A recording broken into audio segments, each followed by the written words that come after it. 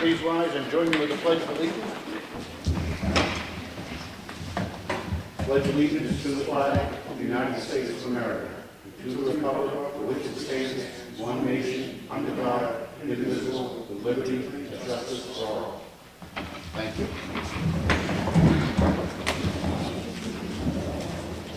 First thing we have are the minutes of the Selectmen's workshop, which occurred on Monday, December 7th. I make a motion we approve them as printed. Second. Any discussion? All in favor? Aye.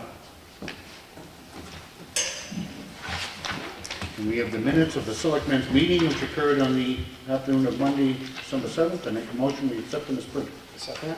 Any discussion? All in favor? Aye.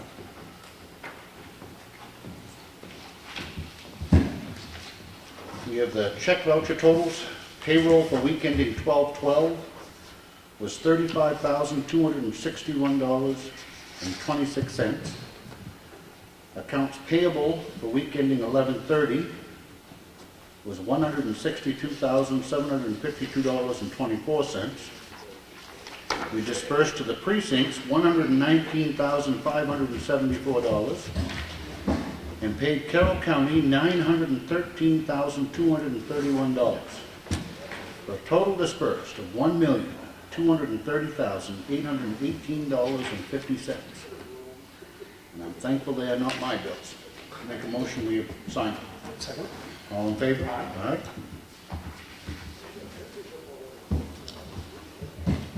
These are the batch totals. We do review and initial every bill that comes in.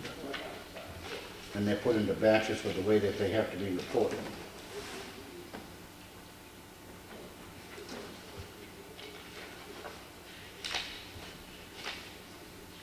How is it that you actually pay the county for? We actually collect taxes on their behalf. So when the tax bills go out, the county portion of that tax bill is collected by us. And then in December of each year, we have to disperse to the county the money that we collected on their behalf.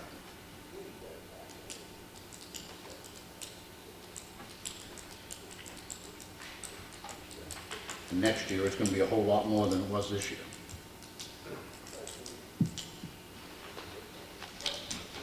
Are they not able to receive it directly? Mm-hmm. Are they not able to receive it directly? Is that so? They do not do their own tax bill. The same way that we collect money for the school district, we collect money for the state education, for the 3 fire precincts, for the county, and then the town. That's why when people get upset about their tax bill sometimes, I tell them to break it down, look at each individual portion. As you reported last week, the town portion this year went down 30 cents a thousand, but the overall tax rate still went up. And I just wish that they would do what we had done. But this is left over from last week. It was on the Explore Winter Gardens. It's for the at the Jake Seafood outdoor event application. We've met with our zoning enforcement officer, and based on his meeting, we are going to proceed with the outdoor event application with some restrictions. I make a motion that we approve the outdoor event application submitted for Explore Winter Gardens for a 30-day period, that it would be automatically renewable after 30 days if there are no problems. Second. Any further discussion? All in favor? Aye.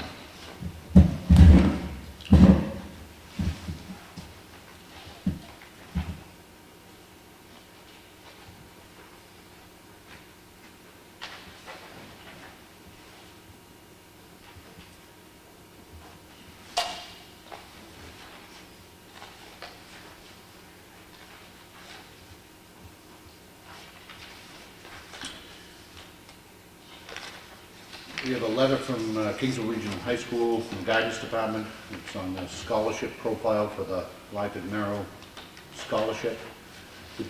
Alan, did you have a chance to look at this? I did, and it's the first I've ever seen of it. Is this something that we should have, do you think that we should have the trustee of trust funds look at? We'll leave this in the folder. I didn't see that it required any action on our part.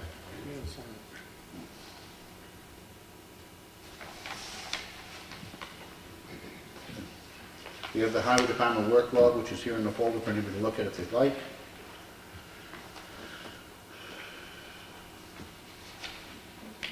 There's a land use change tax. Ellen, I read this twice and I still don't understand. Okay, there was a land use change tax that was initiated back when John Picard owned Westward Shores Campground. I want to say it was 1991, if memory serves me. We paid the tax that was due, but the actual lien release never got recorded at the Registry of Deeds, and we can't reproduce the original copy, so we need to now reproduce an original copy to be recorded to release the lien to the Registry of Deeds. It's just to report the acreage that's in current use and what's been taken out. Okay, it is, so it is the current use. Okay. Anybody else have any questions?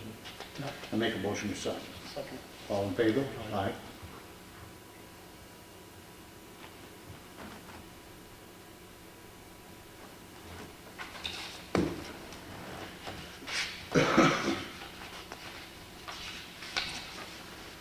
This is a 2015 supplemental property tax in the amount of $499. And this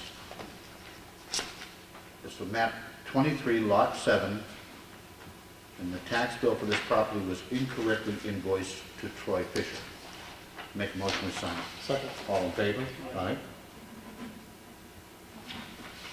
In a minute, we're gonna, and this is a warrant, 2015 supplemental property tax warrant to Troy Fisher, in the amount of $235. This tax bill for property wasn't correctly invoiced to Mr. Fisher. He was invoiced for a property that he didn't own instead accidentally. Make a motion to sign. Second. All in favor? Aye.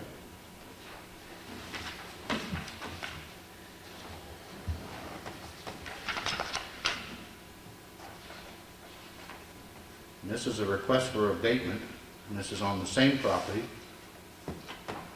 110 Nichols Road. The original assessment is $23,800. The revised assessment is $23,800. No change. Make a motion to approve it. Second. All in favor? Aye. Aye.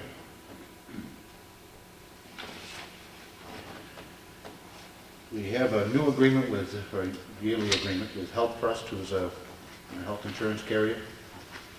And in part, what we're doing is we need to authorize our town administrator, Alan White, to continue to be able to do resolutions with the company, etc. I make a motion to sign. Second. Any discussion? All in favor? Aye.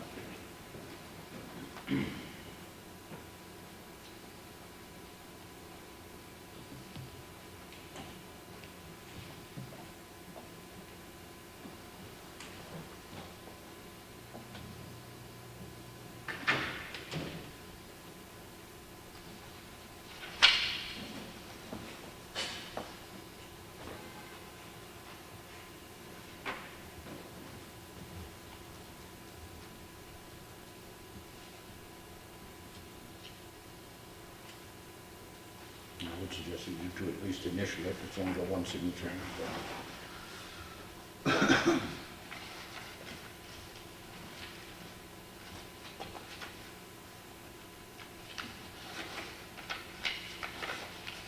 This is the same one that we just signed. Is it not?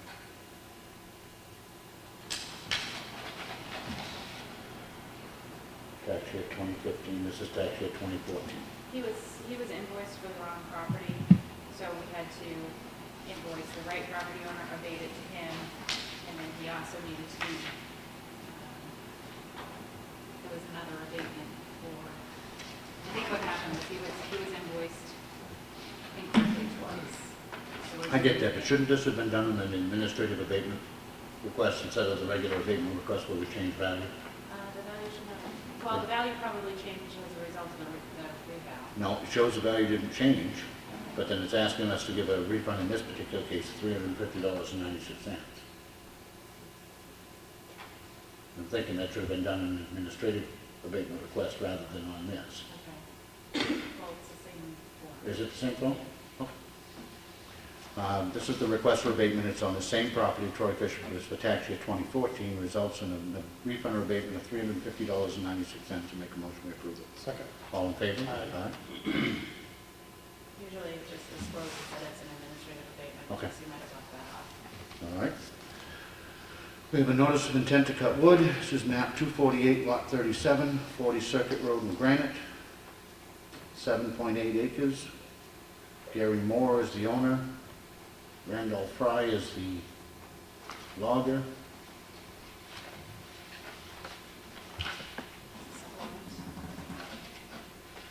It's a supplemental to one that was already approved. Taxes have been paid. I make a motion we approve it. Second. All in favor? Aye.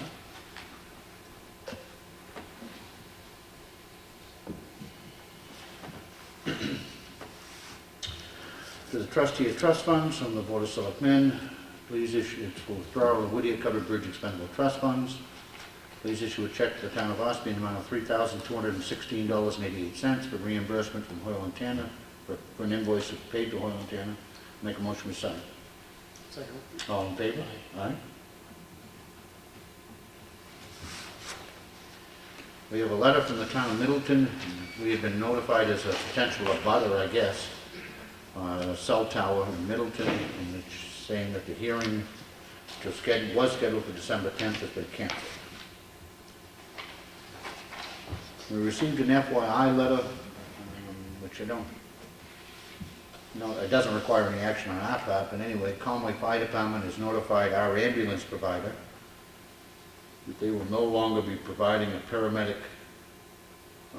through mutual aid at no charge. They're going to be billing our, I presume our ambulance provider, $500 for each paramedic intercept that they provide.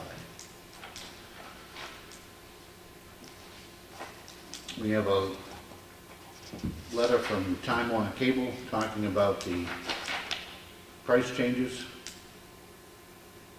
coming in February.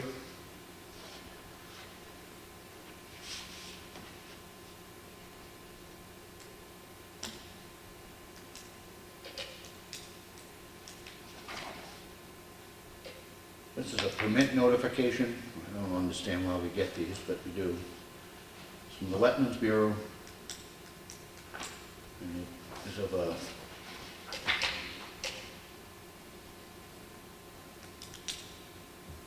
common copy to us and the Conservation Commission's review. Go ahead. They're required to give a copy. So there is a copy here if anybody would like to look at it. And that concludes the red folder. Old business. Covered Bridge, Brad, anything new on that? No, nothing really new there. They, it's just about at the end there. We just received their pay request number 12, which carried the bridge up to about 96 to 97% complete up there. Two or three small items, floor joists, and I think it was a roof raft that needed a little bit of attention up there or something like that, but very minor work left to be done up there, so it's coming along, we're getting ready to wrap that up and everything, so. Highway garage, anything new? There, I've been following emails back and forth between the engineers and the, Bowen general contractor. There will be a meeting next Tuesday morning at 9:30 on site here. Hopefully they're going to result from the geotechnical people who were done the test pits to look at the soils underneath it. We're going to get that information to the engineers that are designing the footings and all that part of it there to get it all, so they can put that whole package together there. So I'm sure that's what that's going to be all about. Okay. All right. Anything else? No, we're just sitting back waiting for snow. Our snow shed is full. You and everybody else? Anything else on the old business? No, sir. No? Okay. New business, we have scheduled a presentation from Forest Bell, from FB Environmental, and I got Green Mountain Conservation Group in parentheses. You want to use this to lean on? Corey's gonna maybe do the other way. Yeah, that was good. It's okay? Yeah. All right. Thanks for your time tonight, folks, and the opportunity to be here, and to Ellen for scheduling us. I'm here representing the Green Mountain Conservation Group. Corey Lane and Blair Foltz are here in the audience today, and Corey's going to pass out a few things at the end and maybe mention a few words. But what I'm really here to talk about today is Ossipee Lake. And I just have about 20 slides to show. Some of them, hopefully you'll learn a few things about the lake that maybe you didn't know. And we're also going to, I'm going to tell you kind of what we've been doing the last couple of years and what we're going to be doing for the next year in the region. And then there's a piece at the end talking about a build out, which I'll explain a little bit, that we did to Freedom as well, that I wanted to run by you. So, again, my name is Morris Bell. I own a consulting firm called FB Environmental. We have an office in Portsmouth and one in Portland, Maine. And what I like to tell people is I work in the place where science meets civics. In other words, you know, I have a staff of scientists, and our job is to take scientific information and data and bring it to the public so the public can make informed decisions, whether it's, you know, new rules and ordinances, or making certain decisions about conservation or water protection. That's what we do, trying to bridge that gap. And I'm going to state the obvious first, but you know, your lakes are one of the most important and precious natural resources. And you know, I was giving a presentation 3 or 4 years ago, not far from here, maybe 20 miles or so, and it came up, one of the select board at that meeting said, yeah, the lakes are our industry. And I thought that was an interesting way to put it. I mean, it's a valuable natural resource, but it truly is why people come to Ossipee, come to live in Ossipee, come to work in Ossipee. And, you know, keeping that in mind, obviously lake protection should rank very, very high as far as priorities. So we all live in a watershed. I'm just going to give you a couple of quick educational slides that I always make sure I show. And every one of us lives in a watershed. Basically what that means is you live in a place and the water drains one way or the other. And we're, you know, as the water drains off the land, you know, especially after a big rainstorm and some of the big storms we've been seeing, at least in the last 10 years or so, it's washing a lot of stuff into our streams and our rivers and our lake. And there's actually ways to kind of combat that, if you will, and deal with some of those issues. But a lot of my job has been to try to explain and research, you know, what's happening to the lake and to the area and to the water bodies because of this. And Green Mountain has a very comprehensive citizen monitoring program that you probably know about. So they've been, for many years, taking water tests, and we're the folks that look at the data and say, well, this means this and this means that. So this is a little hard to read, but what this is showing is that there's a natural process that happens in lakes. This is oligotrophic, mesotrophic, and eutrophic. You don't have to memorize these, but oligotrophic is like Lake Tahoe in California, big, deep lake. Ossipee Lake is right on the line as an oligotrophic lake as well. Province Lake up in Effingham and Wakefield is more of a eutrophic lake. It fills in with sediment over years and years. There's generally a warm water fish as opposed to the cold water fish. There's a lot of weeds and stuff, and the water's a different color. So this is a natural process that usually happens over tens of thousands of years. But what we've seen in a lot of lakes in New England and all around the country is that under human influence, this aging process is speeding up rapidly. We're seeing lakes go through this process in decades instead of tens of thousands of years. So that's, you know, that's the alarm, that's the red flag. And here's another way to look at it. Here's your, you know, your Lake Tahoe type lake. And, you know, unfortunately, I get to work on a lot of lakes like this around New England that turn green like pea soup from too much algae. And too much algae is generally from too many nutrients, really phosphorus, that's natural in the environment, that's finding ways to wash into the lake. And again, you know, you have your brook trout and your salmon and your lake trout and the oligotrophic lakes, but a lot of times in your eutrophic lake, these fish can't survive anymore. I love to fish. That's how I got into this field. So if you want to, you know, think about, you know, how it affects habitat, really looking at the fisheries is a good way to do it. And just, one final note, we measure phosphorus when we test the lakes and the rivers in parts per billion. So, the average phosphorus in Ossipee Lake is about 7 parts per billion. And just think about how small that is, 1 part per billion. And the message there is that a little tiny bit of phosphorus can really change things pretty rapidly in a lake environment, as with other pollutants as well. But phosphorus is generally the one we've been most concerned of, because you saw that pea soup picture. We're trying to avoid that happening. And I've been to some really nice lakes on Labor Day weekend where it was that color and there's nobody there. You can't fish or swim or sit on your dock and really enjoy it. It doesn't always smell good. And Ossipee Lake is not about to be that way, but again, it's something we have to be concerned about, and I'll tell you a little more about it. So again, I know this is hard to see from where you're sitting, but I mentioned the watershed, and here's Ossipee Lake right here. Here's where we are here, and this is a gigantic watershed, 400 square miles. A lot of the lakes I work in are 10 square miles. And what that means is there's sort of a good and a bad to that, environmentally speaking. The good news is that the water kind of flushes through here pretty fast. So it rains, the water gets down there, it flows through the lakes, through those lower bays, and then out through the Ossipee into the Saco. So when water's moving, that's a good thing. It doesn't give the pollutants much of a chance to sort of settle out and cause that algae issue that I showed you. The bad news is, I guess, that there's a lot going on in this giant watershed and a lot of chances for a lot of different land uses to contribute problems and issues to Ossipee Lake. So that's kind of what we're concerned with. So 2 watershed management plans have been developed. This green shaded area is Danforth Ponds and the lower bays.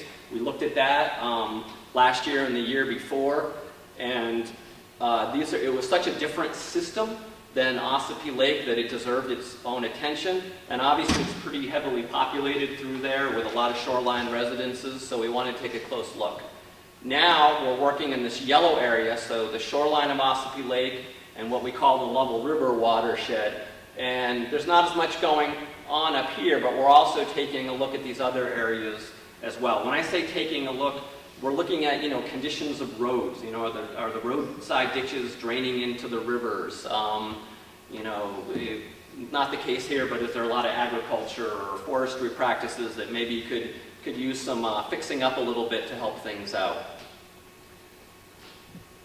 And the Danforth Ponds, and so here's Ossipee Lake, and I mentioned the flow through. So the flow through of water is like this. So it comes down through the Danforth Ponds into the bays and out, and also comes from that giant watershed of Ossipee. So that, imagine it's really like a giant river, if you will. So we looked at this area. The watershed plan was completed in 2014. It's about 33 square miles, and it's a popular tourist location. And we had the goal, which was basically, in the beginning of the plan, to improve water quality conditions in the lower bays and protect the lakes from future unaccounted for inputs of phosphorus as a result of new development in the watershed over the next 10 to 20 years. When we do watershed planning, and this is a watershed plan, we really like to take about a 10-year or maybe 15-year time frame, because technology is going to change a lot in the next 10 or 15 years. There's going to be new science, new research, but it's really taking off a slice of time and saying, okay, in this slice of time, we're going to do as much as we can to protect this valuable water resource. And I think Corey's going to give you a copy of the plan at the end, but basically I just want to show you one example. The darker colors here show examples of where in the watershed, I guess it's hotter. Not hotter meaning temperature, but there's more phosphorus flowing in around these areas right here in the dark red than there are in the yellow, and the orange is sort of in between. And that helps us from a land management perspective as far as what areas we need to focus on. Not a surprise, the shoreline areas are the big deal in the lower bays. But, and so there's a whole action plan that wasn't just done by the consultants or Green Mountain, but we actually had the community sit down over a Saturday morning for 3 or 4 hours, and we let the community decide what the action items were going to be to help protect these lower bays. I thought it went really, really well. We had some excellent input from the community. So fast forward to now, and again, I mentioned the Lovell River watershed. So here we are here, and the Lovell River kind of drains this area in through here. And we're also looking at what we call the direct shoreline watershed of Ossipee Lake. And this means there's probably little streams that drain around the lake here that aren't part of a big river system. So we're taking a look at that as well. So we're going to be working for the next probably half year, a little bit more, on this watershed. And again, it's a manageable size. It's about 30 square miles or so. So what about the water quality? So what's the big deal? I'm just going to, again, I could inundate you with lots of data and lots of information, and it would be hard to retain all that. But, you know, these are some of the monitoring sites that I mentioned. Green Mountain and others have been monitoring over the years. And we took a really good look at the data, and we looked at you know, the last decade or so of data, and we tried to make sense of what it said. I'm not going to go into all that, but that information exists out there. But what I will tell you is a little bit about the concerns that are out there. Generally speaking, the water quality is good to very good in this region, so I don't want to lose that at all. You have high quality waters. But as scientists, we do see some red flags in the area, and that's in the watershed management plans. Anoxia below 20 feet in Danforth Pond. So what's anoxia? Anoxia is when the oxygen levels in the lower part of the lake get depleted. And a lot of that happens from, I mentioned, the phosphorus flowing in. So there's actually too many nutrients lowers the dissolved oxygen. Think of it essentially as a chemical reaction that's in the bottom of the lake, and the phosphorus can even come up from the sediments in the bottom of the lake and contribute more problems. So Levitt and Broad Bays are impaired for dissolved oxygen, impaired meaning they're on a state list. And then in the big lake, in Ossipee Lake, this anoxia is, we've seen it a lot more common in the last 7 years in Ossipee Lake. So, you know, we try to look at a long bit of data because obviously the lakes have been here for a long, long time, and we've only been collecting data for a while. But, you know, 7 years is a fairly long time. We've had wet years and dry years in there, but we still see that anoxia in the bottom. So again, what does that mean?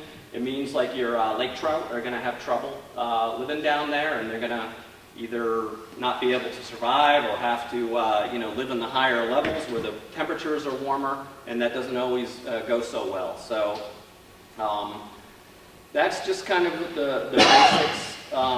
Obviously a lot of time and effort went into that, and again, the anoxia can release phosphorus, so you have low oxygen, phosphorus can be released into the water column as food for algae, and then it can feed that algae.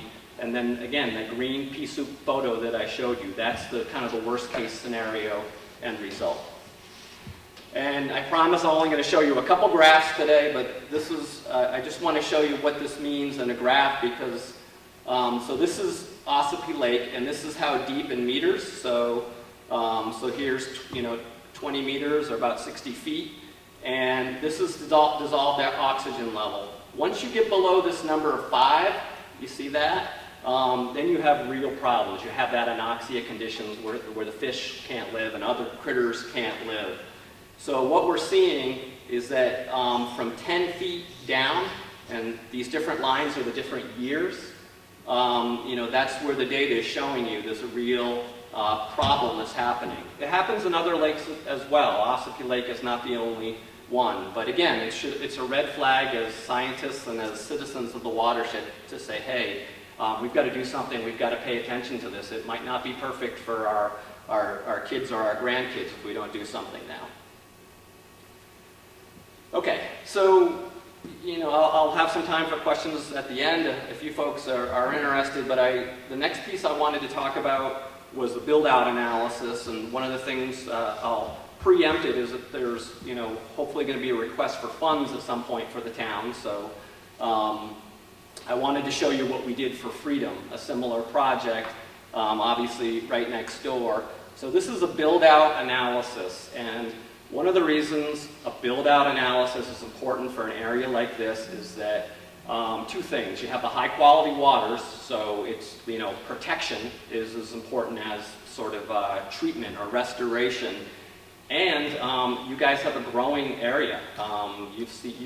Many of you have watched it grow since you've been here, and this is really a regional thing. So, and I realize this is maybe more exciting for the planning board, but it's interesting, I think, for everybody. And what a build-out analysis tells you is under the current zoning that you have in your town, how much land is currently available for development. So people do these also to look at, hey, you know, where can we develop? Where are good places to develop in this town?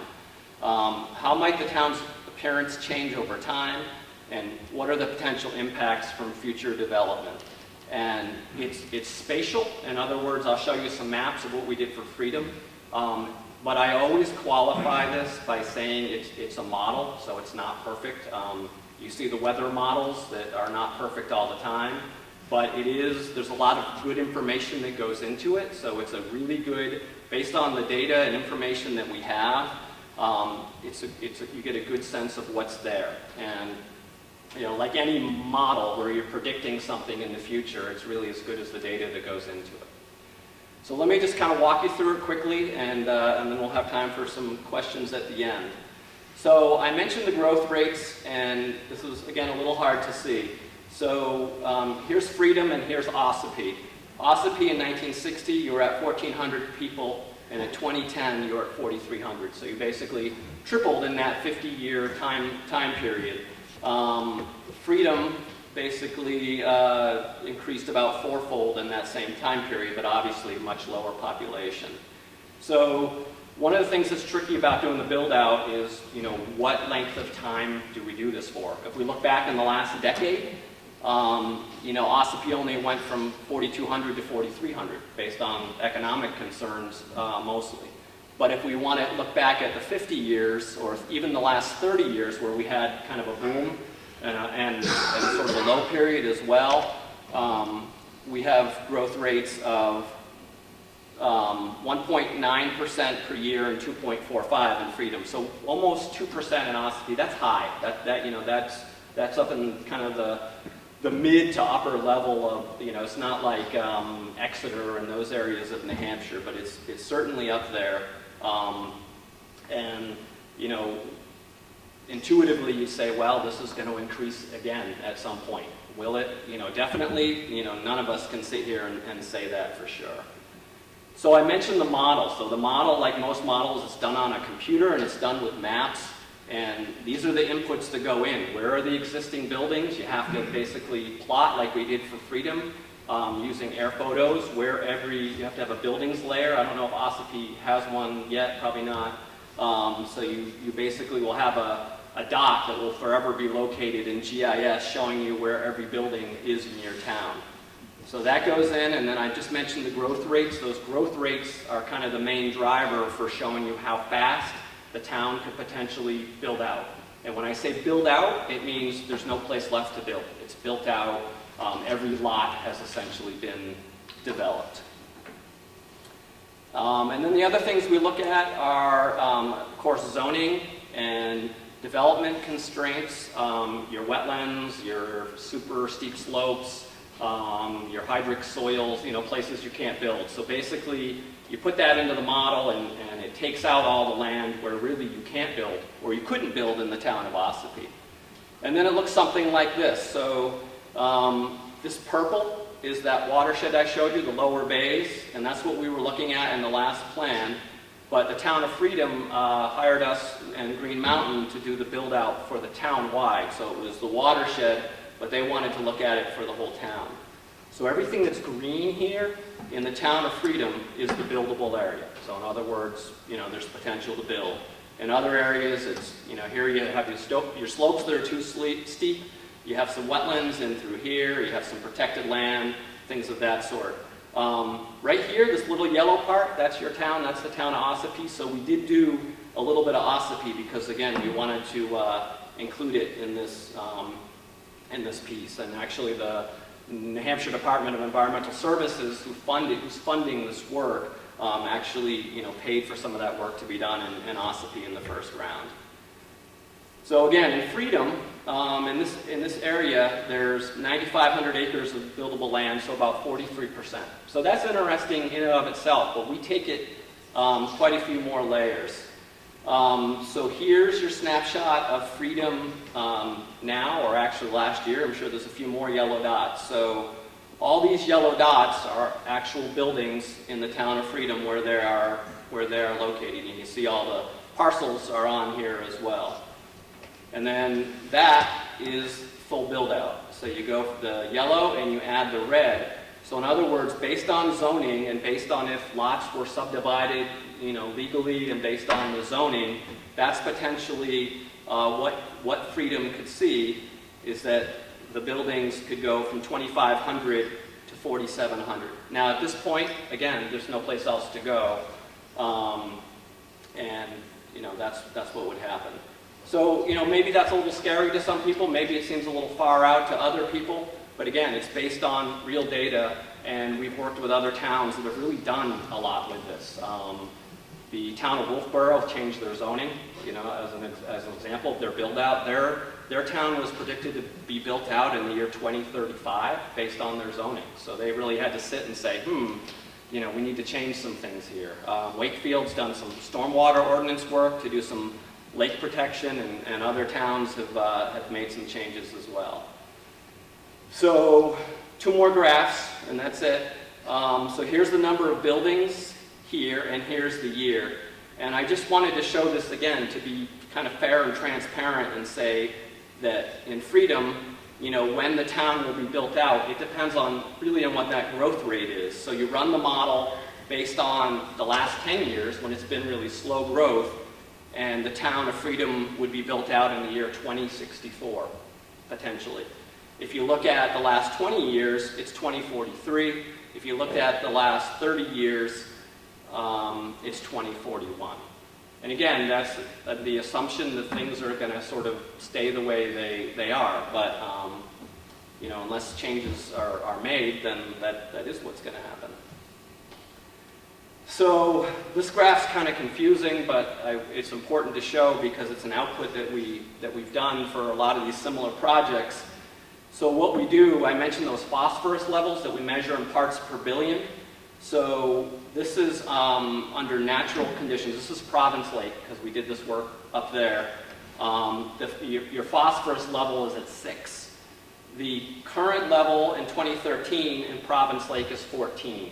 And that doesn't mean much to many folks here, but at 15, that's when you start to see those green ponds, okay? It's not automatic that it happens at 15, but around that area is when you really start to see the problems.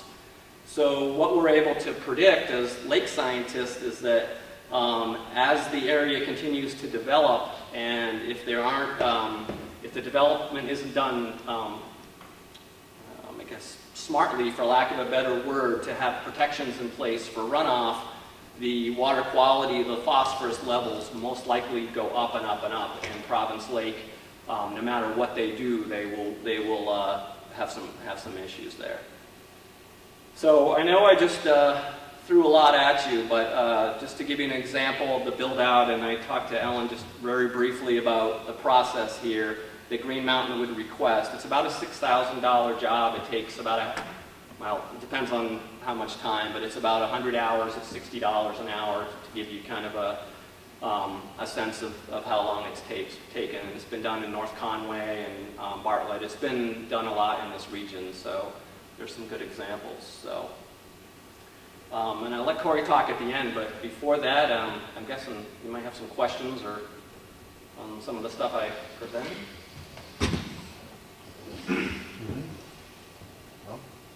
No questions?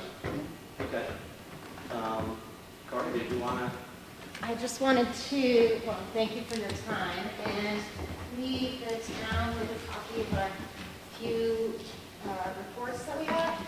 This is the phase 1 of the management plan that Forrest had done. Okay. And it does not include Ossipee Lake, but it will be incorporated, so it's sort of a working document that will change, but if I could show that. And then our 10-year water quality report, which, you know, as you donate to our water quality program, the data from basically since 2002 was analyzed from all our great volunteers and put into that report to give you a general idea of the tributaries and lakes. And then finally, we have our VBAC report, which was done by the local school kids, and I don't know if you wanted to mention the Oh, I'll just mention, I don't know if I don't think any of Newsletters. you guys came last week, actually it was 2 weeks ago. We had a presentation here, did any of you come to it? We had 9 different schools presenting, so the Ossipee Central School is 4th, 5th, and 6th graders, and the kids partnered together across the watershed to help us collect data. So they were taking our water quality from this report, and they were going out to the streams where we sampled the water. They were collecting the good and bad bugs in the river, and there's a way to classify how the water quality is based on what bugs you find. And these kids not only collected data, but they analyzed the data, and then they presented here, and there were like 150 people here. And what we're now asking the teachers to do is come to the selectmen and see if the kids could maybe do a 5-minute presentation before town meeting. And I know you guys meet at night during the week. So We do, and we don't actually control town meeting. That's completely controlled by the By the moderator. lottery, okay. Because 2 towns have said yes, but there's, And it's. I'd be yeah. surprised if the state would allow it, to be honest with you. But Okay. that's something you'd have to take up with the Yeah, moderator. that's okay. We don't have to. They can also do it in the selectmen's meeting or the PTA. But Ossipee Central School, there were 3 classes, and they sampled the Swift River. Swift River, Yeah. yes. No, on beach. Beach. So they sampled 1 river in Ossipee and 1 river in Tamworth. So it's kind of neat because the kids go outside their towns, and it teaches them that we're all part of this one watershed. Okay. Anything else? I was under the impression that the reason for the meeting was that you were going to be asking for funds. Yeah, that was this piece. Well, then, that's, the one, you'd have to do it, I mean, you'd have to supply some sort of a request, I guess, in writing. There's 2 ways for it to go on the warrant. There's one by us putting it on, or 2, which is by petition with 25 signatures. Yeah. You want to support it? No, I'm not going to support it. I have no intention of it, so my suggestion is that you get 25 signatures and a petition warrant article. Do you think it'd be worthwhile to talk to the planning board since it's more of a planning tool? You can talk to them, but as far as the issue of funding, that unfortunately for you comes through us. So, and I've made no bones about it, we've met before. I wouldn't support $300 from Green Mountain Conservation Group. Okay. Thank you for your info. So, if you would like to have funding, what you will need to do is do a petition warrant article, and then you'd have to have 25 Ossipee residents sign it. And then you That can- would make it onto the warrant. And then you present that at town meeting? It would go on the warrant as a petition warrant article. So, Yeah. okay? Yeah, I'm just, one question more, I'm just curious if you understand the value of this for the town. I absolutely do. Yeah, I absolutely do, but I will absolutely never work with an organization that kept us from having a town beach on Ossipee Lake. wow, And that is something that I have a long memory for, and as long as I'm sitting here, I'm not likely to forget it. yeah, the natural area, okay. The one that they continue to crap over daily, so long as you can access it by a boat. Anything else? Yeah, Thank you. thank you. Yeah, thanks for your time, appreciate it. Thank you. Next on the agenda. Public input. Yeah. Yes, sir. Yeah, I'm Bob Pratt with the Conservation Commission. How are you? I'm fine, thanks. And just referring to this, it seems, extremely valuable for protecting the water quality of the lake. But from my perspective, with the Conservation Commission, it seems to me that it would indicate important areas in the town to preserve as open space. When the build-out, I don't know, where the build-out's going to take place, but in order to ensure that we continue to have plenty of open space for timber harvesting, recreation. So it seems that, you know, the water quality is one side of it, but I think to plan where, how we can, you know, continue to have the beauty and the open space, the forestry in this town, that this study will help a lot with. And sir, I don't disagree with you. And if our Conservation Commission were to come in here tomorrow and ask me for that same $6,000, I probably would support it. I'm not saying that the idea is wrong. I'm not saying the idea is wrong. I am as much of a conservationist as anybody. I spend more time in the woods than most. And I want those places preserved as well. Because I think this may indicate to us, you know, where we need to preserve the forests. You're preaching to the choir. So Yes. Green Mountain doesn't have to have their name on this. It's just part of the greater protection, so. I get that, and I'm simply, Blair, I've been painstakingly honest. I have no desire to work with your organization. If our Conservation Commission came to me tomorrow and asked to support that $6,000, I think it is probably a worthy study, and I would probably support it. Okay, so we could even give it up and talk to the Conservation. Thank you, Okay? thank you. Yeah, not the planning board. No, thank you for your honesty. Anybody else? Yes, ma'am. I have a question. I was wondering if you had heard why the ambulance company is relocating? I have only heard secondhand that the ambulance company is moving to Route 41 on the Ossipee-Madison line. Is the town concerned? There are requirements within the contract that they will continue to have to meet with response times. We broke out required response times for each area of town, and they are required to meet those response times a very high percentage, I want to say it's 85% of the time, that they have to meet that response time requirement. If they do not, then they would be in violation of the contract and subject to penalty. Is it physically possible for them to continue to meet those times? We are told yes, and I guess until, you know, we never controlled where they were located. We simply said that you must be at each area of town, and this is when you must be able to be there.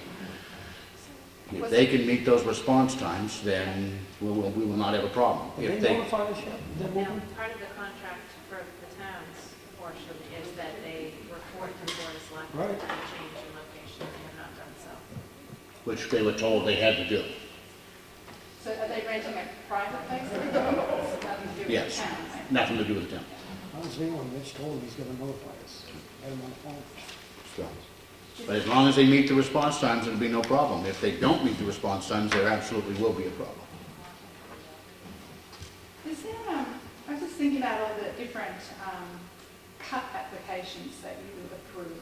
Is there a limit on how many trees can be cut in the town, or is there any long-term plan on how many trees can be cut in the town? There is not.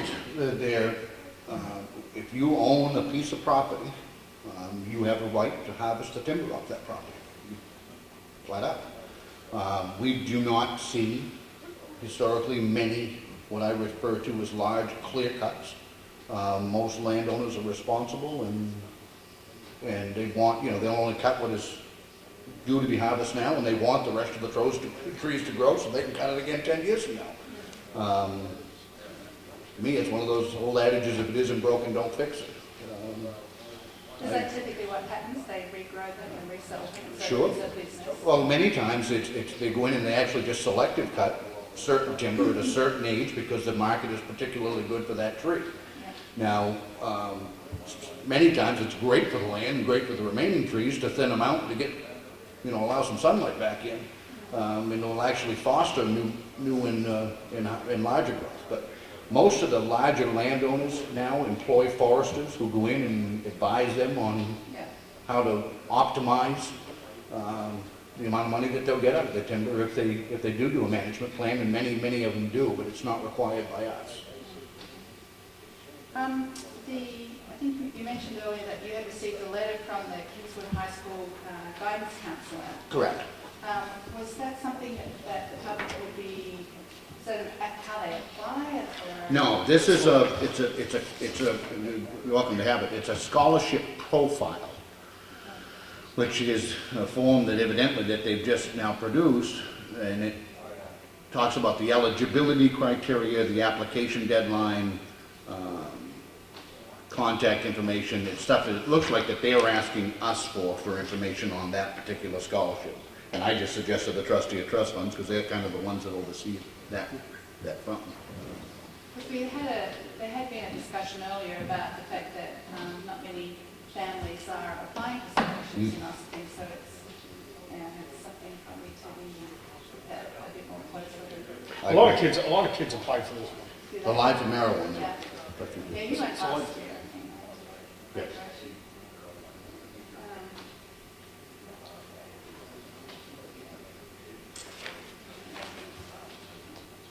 It's 13 or 14 children. Brad, you said, you were talking about the bridge work, or you were talking about in terms of it being 96, 97% done. That's just this particular phase, This right? phase, Which is phase 2? Yes, the construction phase. Okay. Yep. Do we have any need for any other public input? Do we have any need for a non-public? No. I'll make a motion. We do, just by way of announcement, we do have a budget committee meeting Wednesday, 16th, 6:30 at the Freight House. I make a motion we adjourn. Second. All in favor? Aye. When do warrant articles have to be in? There's different dates for different groups. Is there information about that somewhere? But the Disney warrant articles Yeah. are due, I was just looking on my calendar, I believe they're due They wanted to announce. February Remember 2nd. They didn't have the breakdown, all the shit. I have It's either all the that. 2nd or the 9th. I'm pretty sure it's the 2nd.